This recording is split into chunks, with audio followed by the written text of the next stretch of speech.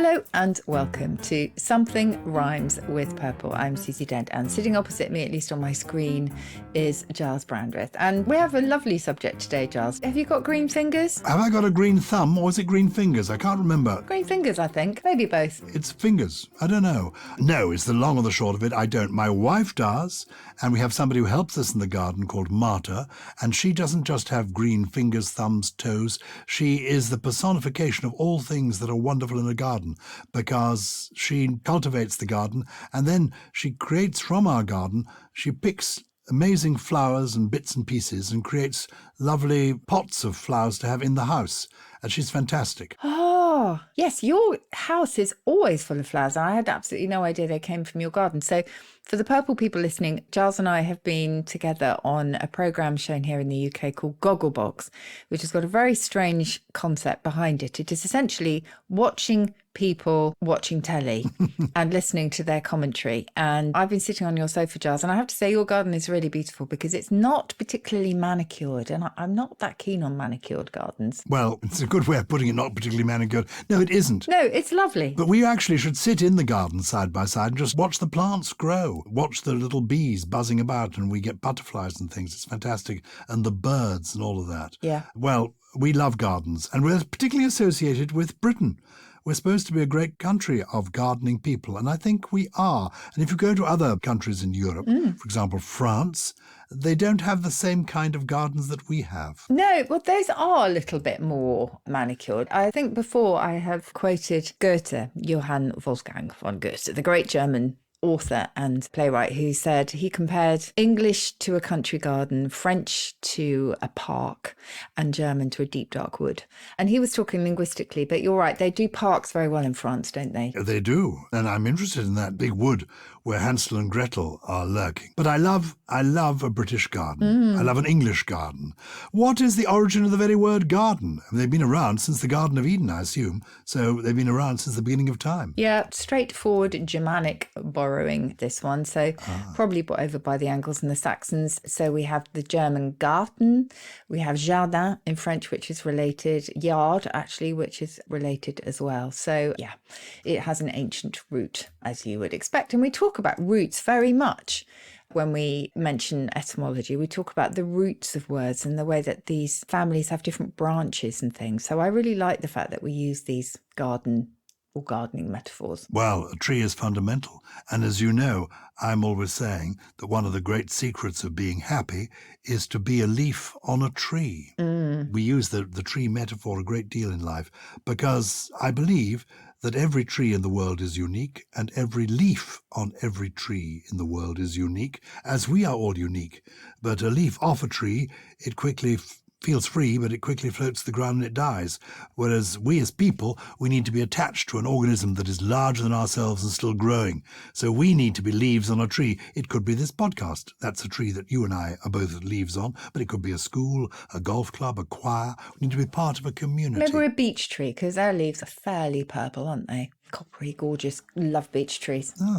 Yes, they are. I mean, tree, what is the origin of the word tree? Tree is a really lovely one because, again, ancient root, and it's related to true, which I love because, you know, you get a steadfast oak. They're solid, they are loyal, they are enduring. So I absolutely love that. And book, of course, goes back too. I mentioned a beech tree, the German Buche, meaning just that, and paper goes back to papyrus. So it's all about the sort of, you know, the natural writing materials that people used once upon a time. Well, take me around your linguistic garden and introduce me to some of the words that are related to gardens that have interesting stories behind them. Well, I talk about the roots of words. That is from Old English, but it's actually related to a Viking word.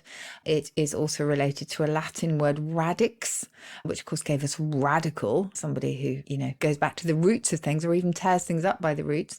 Root and branch goes back to the Bible. The day cometh that shall burn them up, that it shall leave them neither root nor branch. That's a fairly apocalyptic. You have sowing your seeds. So to sow had the sense of kind of disseminating from quite early on. It actually goes back to the Latin semen, which we obviously use in a different context, but that means seed. And seed in Old English in turn comes from the same root as sow. So that's part of a quite important family as well. Do you ever mow your lawn, or is that down to Marta as well? Do you have a lawn? Actually, yeah, you do. You do nothing. Yes, I do nothing. Lovely. Except sit and look at it. That's all. My contribution to the garden is to appreciate it. Well, that's nice. Yeah. Well, lawn itself goes back to a dialect word meaning glade or pasture, but actually it's one of the few Celtic words that have survived. And we talked about before about how it's surprising, and linguists are often quite perplexed by how few Celtic words actually survive in the language. And most of them you will find in places like the Lake District, pen and tor and sort of place names or names for the landscape. But lawn is one of them, actually. It's of Celtic origin. And we have used it for short mown grass from about the mid-18th century. Grass itself comes from the same roots as green and grow, which I think is quite lovely. Why do Americans call their gardens their yards, the backyard? But yeah. We don't have yard. Well, in this country, if you have a yard, it's covered in concrete. It's not going to have any grass in it or any flowers, particularly. Yes. Whereas the Americans say the yard, and it could be a beautiful garden. It could be, yes. You're right. It's usually an enclosed piece of ground near a building for us, isn't it? It actually goes back to an Old English word meaning an enclosure, really. And it's related to garden. As I say, it goes back to the same root. It's also related to orchard, which is quite nice. And obviously in Jamaican English, yard means a house or a home.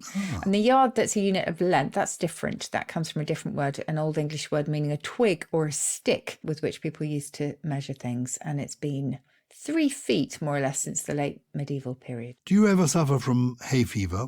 People are discussing the pollen count. One of the disadvantages of summer in the garden. Yeah. But I didn't. My mum used to get really bad. Well, it's not so bad these days, but she used to get it very badly. And she was allergic to nettle pollen. So when the stinging nettles came out, that would always really set her off. But she has it under control now. I didn't have hay fever until my 30s. And then it sort of set in. And it's very random, but I think this year in Britain a lot of people have been really suffering with grass pollen. I think it's been particularly bad. You're going to ask me about pollen, aren't you? Yes, I am. Do you have hay fever? No, I've been blessed in that direction. Well, it actually goes back to a Latin word that means fine powder, but also flour, in the sense of the flour that you might use to make cakes. And that flower, incidentally, is related to the flowers that we pick in our garden, because it was all the idea of the essence of something, really. So we used it for this fine powder and then adopted it for the pollen that flowers give off in the mid-18th century. But yeah, pollen is not something that most people will embrace, other than birds. Bees and birds, actually. Do birds collect pollen ever? No, maybe not. Hummingbirds, I was thinking. I don't know. I need to go on a natural history lesson. I'm just looking it up now. The random things that we type into our search engines. Well, you certainly do. Because I just enjoy the garden, and I do love it. And years ago, my wife and I made a television series, or in fact 2 television series, called Discovering Gardens. And we travelled around some of the most beautiful gardens in the British Isles, particularly in the West Country. And it was quite fun. I sat on the lawn, usually, having afternoon tea with the owner of the garden, while my wife was down in the potting shed with the gardener, actually discussing the details of the mulching and the hardy perennials. Now, those hardy perennial, mulch, where do these words come from? Yes, I'm just going to, after my random search on Google, I'm just going to say that birds are very important pollinators of wildflowers, and hummingbirds indeed are key in wildflower pollination. So there you go, I wasn't as mad as you think. Perennials, yes. So perennials, in the sense of remaining leafy through the year, evergreen, is simply from the Latin perennis, meaning lasting the whole year through. And evergreen is such a beautiful word, isn't it? Oh, it's gorgeous. I mean, I know there's the melody, and it's just a lovely, lovely word. And if something is a hardy perennial, it means it's strong and hardy. Simple as that. Yes, It does. And it actually goes back to an old French word meaning bold or daring, but it's actually related to hard, as you might expect. So it's kind of hardy. Hard and tough. And yeah, that's always my problem with the garden, is I put things in pots and I put them outside and it says they're semi-hardy, and I think, well, That makes me, if I was working on Comedy Countdown, I'd sort of go in a different direction with that. But it also just, I don't know what it means. Can I leave it outside or not? But I do quite like looking into which soil to get, which earth to get for my garden, which fertilizer. That's quite a big question now, isn't it? In terms of, Well, I think mulching, which I mentioned, comes into that area. What's the origin of that? Oh, yes. Mulching simply goes back to an Old English word meaning soft. If you're mulching, you are making the ground a little bit soft, aren't you? So it's, a dialect word, and ultimately from Old English. You can see a lot of these are very, very old. Soil, you might think that actually the soil meaning earth and the soil meaning making dirty, as in I've soiled my trousers or something, are linked, but they're actually quite distinct. So soil itself, as in when you're on home soil or the soil you'll put in the garden, that is from Old French, and it once referred to a land or a country. And this is from John Gay. Was he a poet, John Gay, in the 18th century? Yeah. Yes. He said, the man who with undaunted toils sails unknown seas to unknown soils. So it can refer to a country, but then to the ground and later to the layer of earth beneath the ground. But the verb to soil, to make dirty, is actually a bit of an insult against pigs, because it ultimately, if you take it all the way back, it goes back to a Latin word meaning a little pig. And pigs aren't as dirty as their reputation suggests. We have making your house into a pigsty and that kind of thing, but it's a slightly unfair reputation. You're not old enough to have listened to a radio program that I used to listen to in the 1950s and 1960s called Beyond Our Ken, which featured Kenneth Horne, and in it there was a regular character, a gardener called Arthur Fallowfield, that was played by Kenneth Williams. And his catchphrase was, "Oh, the answer lies in the soil," which, when I was growing up, became a familiar catchphrase. People, you'd ask anything to do with gardening, the reply would be, the answer lies in the soil. Well, it probably does, actually, because it's pretty important, as is earth, of course. And earth, it's impossible to tell with that one which meaning of earth came first, because all senses are found in Old English already. So the ground, the soil, and also our planet, they're all there. And there are lots of different what we call cognates in language, so relatives in other languages such as German. You have Erde, and in Dutch you have Aarde, as in aardvark. So yeah. What about the buildings? I know people who live in glass houses, as the saying goes, people who live in glass houses should undress in the basement. But a glass house, is it the same as a greenhouse? I suppose that's different from a pavilion. Well, greenhouse is simply where you grow green things. Glass house, they are usually glass, made of glass. We have conservatories as well, which is from the idea of conserving or preserving things, and actually also behind the conservatoire. Did you ever go to a conservatoire? I visited them, but I was not taught at one. But that's where you go to learn something, isn't it? I mean, a music conservatoire particularly. Yeah, so you kind of preserve minds. How is that link, conservatoire to conservatory? It's all to do with the idea of preserving minds and preserving ideas and inspiration. It's quite a nice idea, actually. It's like a sort of hothouse, isn't it, of talent. So I think that's really nice. When you have an orangery as well, where people traditionally would grow oranges, I'd love to live in a house where there's an orangery.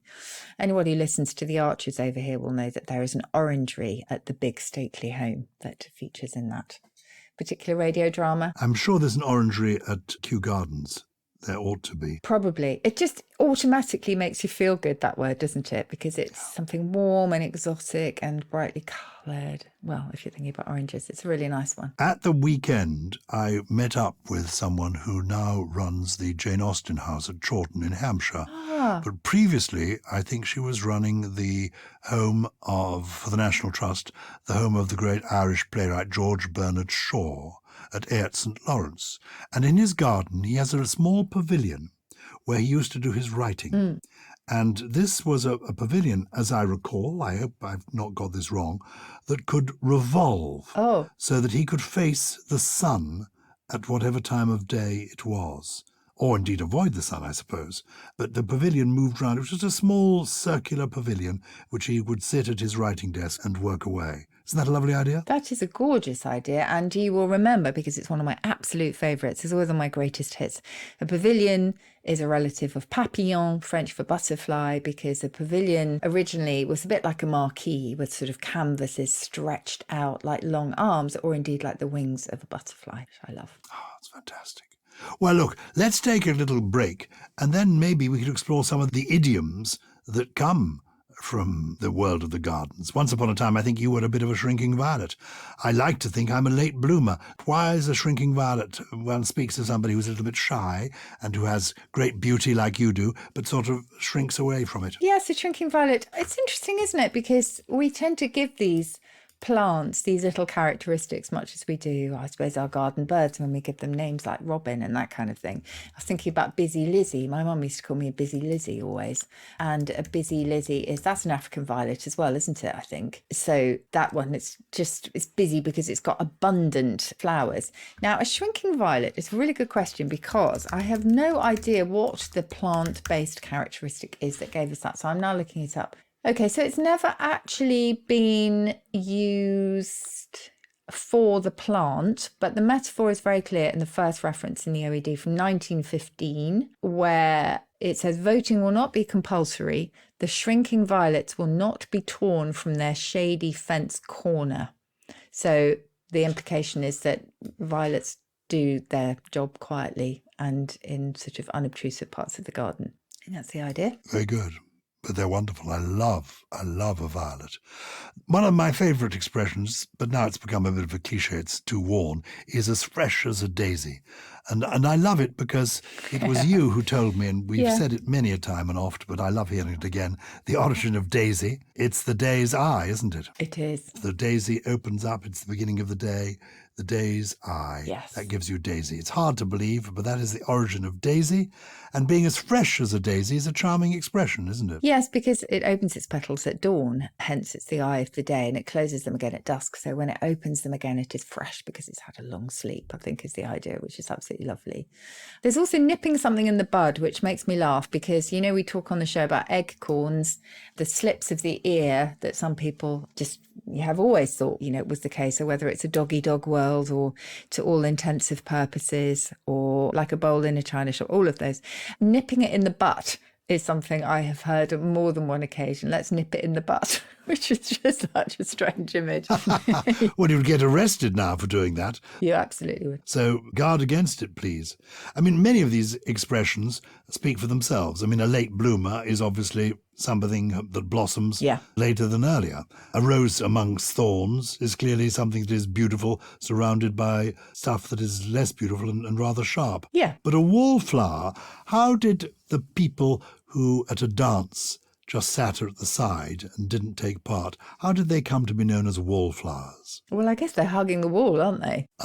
Simple as that. It's as simple as that, yeah, that they are definitely propped up against a vertical surface. Did you have school dances when you were at school? Oh, let's not go to my school dances. They were absolutely horrific because I went to a girls' school and we would then be paired up with a boys' school and it was grim. It's absolutely grim. How about you? Yeah, well, I was at a co-educational school and it was a bit humiliating, actually, if you were a wallflower. Yeah. I mean, there were some people who were constantly being, people were asking them to dance and other people who just sat around. It must have been agony. I don't know. I was, to cover my inability to dance, I think what would be called an eccentric dancer. I made a virtue of my lack of capacity in the dancing field. Funnily enough, I think because of that at school, I'm just remembering this, I began a sort of dance club when I was older, when I was sort of 16 or 17, with a girl called Diana Ambash, who later became is a very distinguished musician. She's particularly popularized British, indeed international, women composers over the years. She was a fabulous cellist, fabulous pianist, and has had her own ensemble and orchestra. Anyway, but she and I were at school together, and briefly I think we were head boy and head girl together, and we organized a dance club for the smaller children.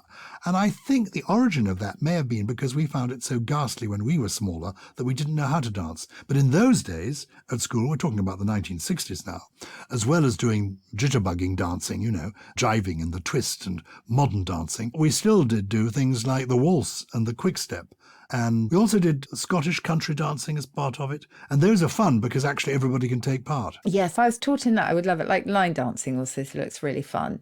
So I think if there's a specific step, I'm all for that for sure. How did we get on to dancing? Because of wallflowers. Oh, wallflowers. And being a wallflower at the school dance, which was giving it some welly. Wallflowers.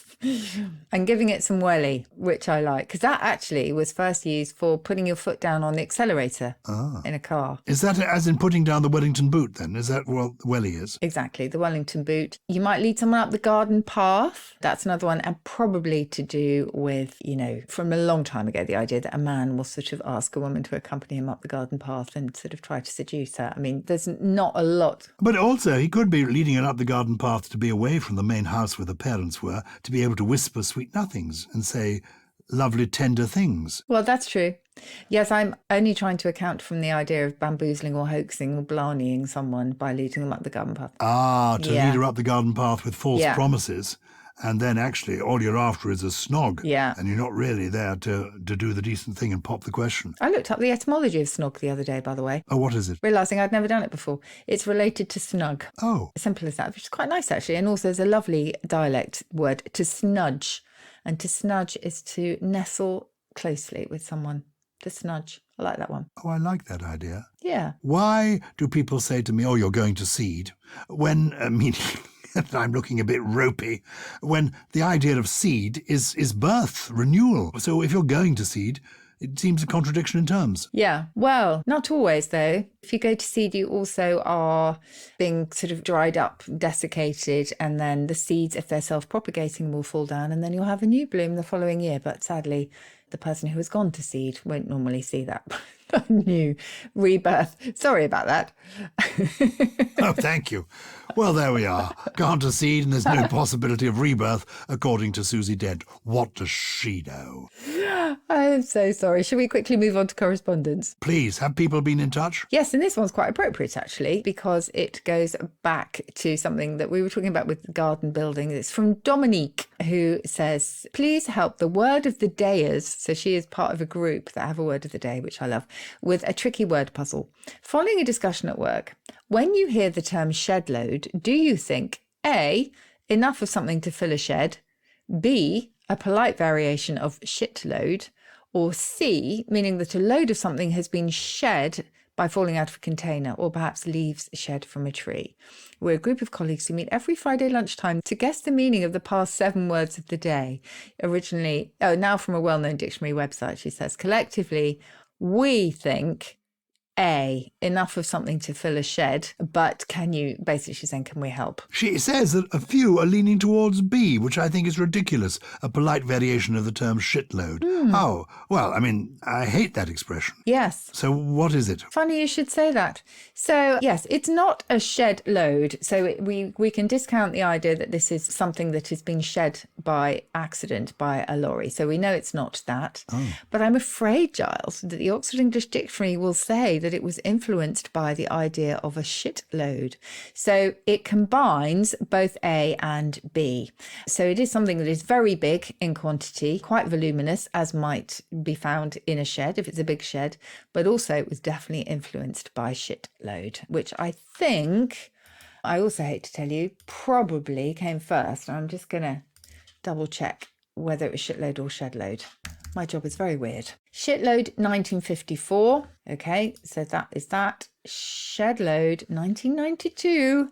So I'm afraid the thing you thought was ridiculous is probably the ultimate source. How amazing. That is extraordinary. It's my least favourite 4-letter word. Yeah, mine too. Mine too. I really don't like it at all. Although, as you know, from Old English, and it was no ruder then than excrement or defecation would be today. So It's only because of our aversion to bodily functions that we have invested it with that sort of slight repulsiveness. Let's lift our spirits with another letter. This is from Warwick Gill. Dear Susie and Gyles, I was writing a birthday message to my Korean brother-in-law recently, and I wished him many happy returns. as soon as I pressed send, I suddenly thought about where the expression came from and how I would explain it if my brother-in-law asked what it meant. My wife's family in Korea use English as a second or third language, and they sometimes ask me to explain meanings and origins of common English expressions that I use when I write to them. Needless to say, I often draw a blank and have to say I don't know, which is a little embarrassing. What makes it worse is that I might use another expression in my explanation that I can't explain. Susie, can you please give me the lowdown on many happy returns? I'll be able to get at least one explanation right. Well, that's Warwick Gill, who also sends thanks and warmest regards. Oh, thank you. Well, if you just take it in its most literal sense, Warwick, you will really crack it, because it is simply saying, may you have many more birthdays. So may you have many more returns of this day. So may it come again and again and again. In other words, may you live to a ripe old age, because if you have lots of birthdays, you will be getting older with each of them. And it's first recorded from 1714. And here it says, and to wish we may see many returns of this day, many happy New Years. So it was first used for New Year's and then attached to birthdays. Good. Yeah. Well, look, Susie, at this stage in the game, you always give us 3 interesting words that you've dug up that you think might be ones that we would enjoy hearing about, but they're not in current currency. No, and these are ones that have just tickled my fancy, and a couple of them are relevant to our subject today. So the first one isn't necessarily, but I was just very happy to see that this verb exists. To make something into a dumpling shape is to dumple it. So that was around the 1820s. So you could just say, I just dumpled my dough. But I'm sure there's lots of other things that you can dumple with if you make it into a dumpling shape. Plasticine, for example, or Play-Doh, just like that one. The second one is an earth apple. We borrowed this from German, Erdapfel, but earth apple is now used for a potato because it's like an apple that you dig up from the earth. But actually in the 11th century, it's that old, it first meant a cucumber. An earth apple. A cucumber was once called an earth apple? Yeah, and it's not particularly apple-shaped, which is a bit surprising, but that's what it was. And now a potato. We've been a bit more logical. That is intriguing. And the third one, we talked about hardy plants. I just quite like the sound of this one. A hardy-dardy.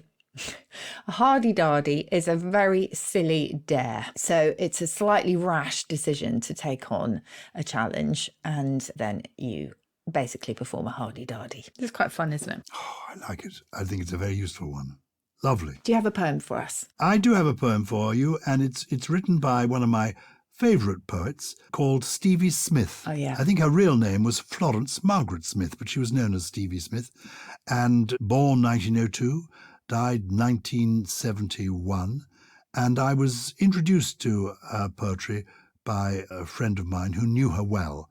And there's a wonderful play by Hugh Whitemore called Stevie, which was made into a film, I think, with the late, great Glenda Jackson starring. When I was at university, it was the first production that I helped work on with, and my great friend Susie was the lead role. Oh, well, there you are.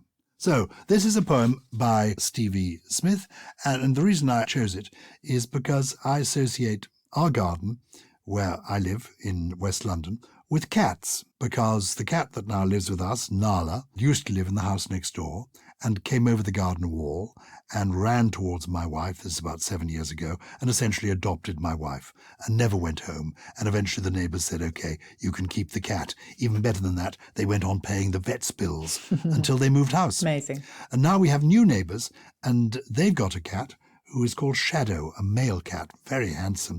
And that male cat keeps coming over the garden wall and also wants to be adopted by us, but we can't. We can't have Shadow because we've already got Nala. And Nala Nala is older now and really can't cope with this handsome male cat in her territory in the garden. So there's a little bit sort of turf wars going on in the garden. But I love to sit in the garden, and I love to have Nala, our cat, come and sit with us. And this is a poem about Stevie Smith's cat, who was called Major. And the poem, it's a short poem, is simply called My Cat Major by Stevie Smith. Major is a fine cat. What is he at? He hunts birds in the hydrangea and in the tree. Major was ever a ranger. He ranges where no one can see. Sometimes he goes up to the attic with a hooped back. His paws hit the iron rungs of the ladder in a quick kick. How can this be done? it is a knack. Oh, Major is a fine cat. He walks cleverly. And what is he at, my fine cat? No one can see. Love that. That's absolutely beautiful. Really, I do love her poetry. It encapsulates the nature of a cat, doesn't it, in a few short lines. It absolutely does. Brilliant person, Stevie Smith. Brilliant creatures, cats. Wonderful things, gardens. But you don't have to have a garden. My friend Derek Nimmo, do you remember Derek? Were you on Countdown in the days when Derek was a regular companion in Dictionary Corner? I wasn't, no, but I know of him. Yeah. Derek Nimmo was a comic British actor and a very amusing human being and a friend of mine.